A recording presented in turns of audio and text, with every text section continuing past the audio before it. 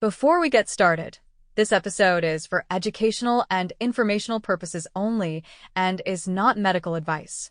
Always consult with a qualified healthcare professional before starting, stopping, or combining any peptides or medications. Alright, let's get into something that comes up all the time but almost nobody really explains clearly, and that is mixing different peptides into the same syringe. If you've been around peptides for even a short amount of time, you've probably seen people doing this, talking about it, or recommending it, but there's a lot of confusion around what's actually safe, what's effective, and what's just convenient but not ideal. So I want to break this down in a very real, practical, and honest way so you can actually understand what's happening when you mix peptides together, why people do it, when it makes sense, and when you should probably not do it.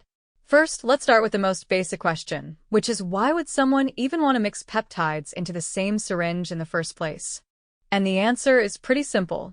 Convenience. Nobody wants to be sticking themselves multiple times a day if they don't have to. If you're running a stack that includes 2, 3, or even more peptides, doing separate injections for each one can get old really fast. It's time-consuming, it's uncomfortable, and it just becomes one more barrier to staying consistent. So naturally, people start thinking, can I just combine these into one syringe and do one injection instead of 3? And the short answer is sometimes yes, but it depends on a few important factors. The first factor is compatibility. Not all peptides play well together in the same solution. Even though they might be safe to take in the same day or even at the same time, that does not automatically mean they should be physically mixed together in the same syringe. When you mix peptides, you are combining different compounds that may have different pH levels, different stabilizers, and different sensitivities. Some peptides are very stable, while others are more fragile. If you mix something stable with something fragile, you could potentially reduce the effectiveness of the more delicate peptide. That doesn't mean everything is incompatible, but it does mean you need to be intentional. Now, let's talk about one of the most common types of mixes people do, which is growth hormone-related peptides. Things like CJC 1295 and Ipamorelin. These are often combined into the same syringe, and in many cases, they're even sold premixed. That's because they are designed to work synergistically, and they are generally compatible in solution, especially when reconstituted with bacteriostatic water. This is one of the safer and more common examples of mixing peptides, and it's also one of the reasons people get comfortable with the idea of mixing in general. But just because that combination works well does not mean every combination will. Another example people often ask about is mixing something like BPC 157 with TB 500. These are both commonly used for injury support and recovery, and they're often taken at the same time. Many people do mix these into the same syringe, especially if they are already reconstituted at similar concentrations. In practice, a lot of users report no issues doing this, but it's important to understand that most of this information is based on anecdotal use rather than large-scale human studies. So while it's commonly done, it's still something you should approach thoughtfully. Now, let's talk about a different category, metabolic peptides.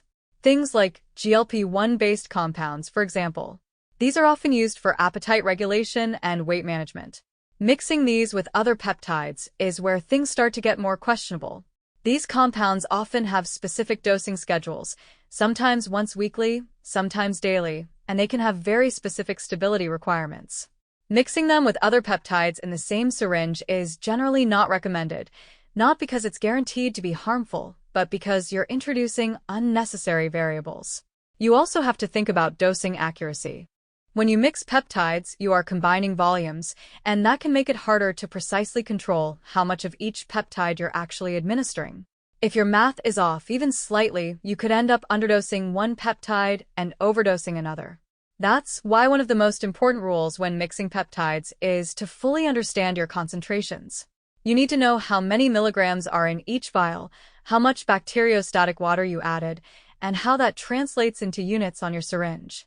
If you don't have that dialed in, mixing peptides is not something you should be doing yet. Another thing people don't always think about is sterility. Every time you draw from a vial, you're introducing a small risk of contamination. When you mix peptides, you are often drawing from multiple vials into a single syringe. That means multiple punctures, multiple exposures, and more opportunities for something to go wrong. This is why clean technique is absolutely critical.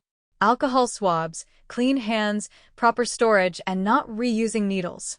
These are not optional if you're going to be combining peptides. Now let's talk about timing because this is another big factor. Some peptides are meant to be taken fasted, some are meant to be taken before bed, and some are more flexible.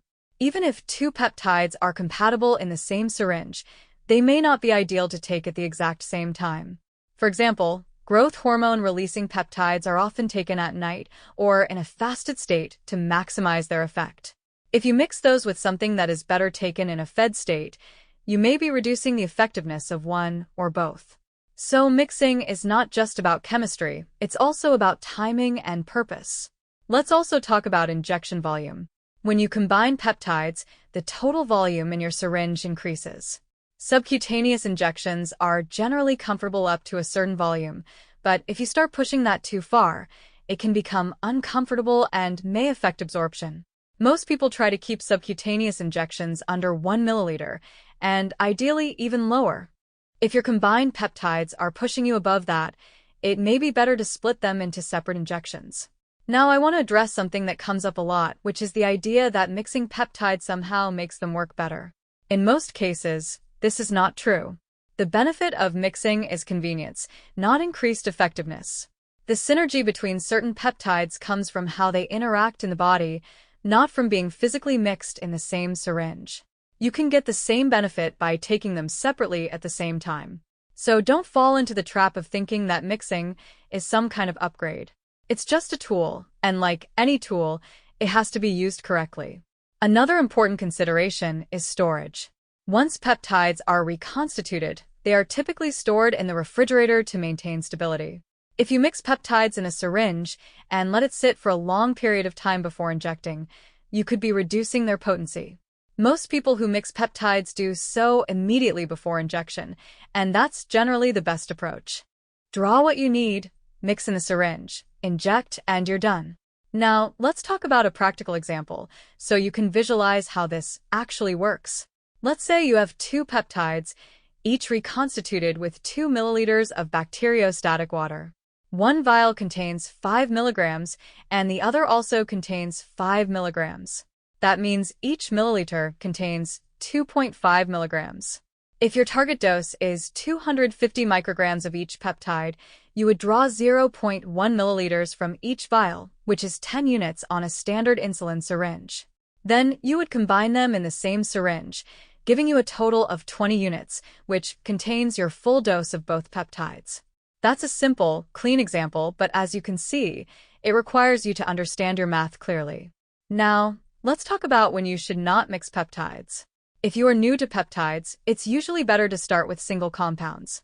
Learn how your body responds, understand your dosing, and get comfortable with the process before you start combining things. If a peptide has very specific handling requirements or is known to be unstable, it's better to keep it separate.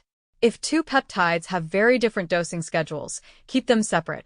And if you're ever unsure, it's always safer to not mix. There is nothing wrong with doing separate injections if it means you're doing things correctly. Another thing to keep in mind is that more is not always better. Just because you can mix multiple peptides into one syringe does not mean you should be stacking as many as possible. Each peptide has its own purpose, and stacking should be intentional, not random. Think about what you're trying to achieve. Recovery, fat loss, muscle growth, sleep, cognitive support. Build your stack around that goal, and only include what actually serves that purpose. Now, let's touch on something a little more advanced, which is rotating peptides. Some people rotate their peptides every few weeks to reduce receptor fatigue and keep things effective over time. If you're doing that, mixing may not even be necessary because you're not running everything at once. This is a more strategic approach and can actually simplify your routine while still allowing you to use a wide range of peptides over time. At the end of the day, mixing peptides into the same syringe is a tool for convenience, not a requirement. It can be done safely in many cases, but it requires a solid understanding of compatibility, dosing, sterility, and timing. If you approach it casually or without understanding what you're doing, you can easily make mistakes that reduce effectiveness or increase risk. But if you take the time to learn, to understand your compounds, and to be precise in your process, it can be a useful way to simplify your routine and stay consistent. Before we wrap up, I want to remind you again that this information is for educational purposes only and is not medical advice. Always consult with a qualified healthcare professional before making decisions about peptides or any other compounds. Thanks for listening, keep learning, and stay curious.